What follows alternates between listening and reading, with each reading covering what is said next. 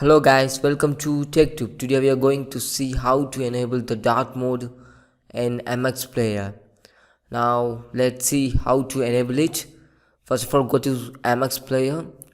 In this MX Player, you can see me is there in the bottommost right corner. Click it.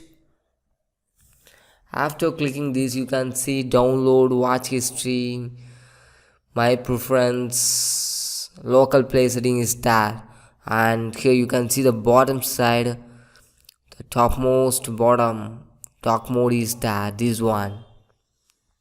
Click it. After clicking this, you can see the MX Player is in dark mode.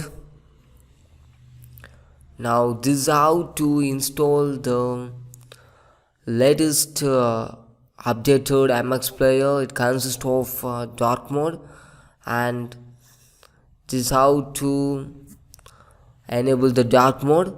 Once you want to disable the dark mode, the same option, go to me and lightly scroll down.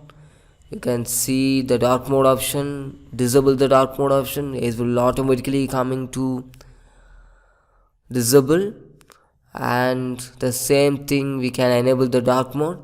So this is how to enable and disable the dark mode option in your MX Player.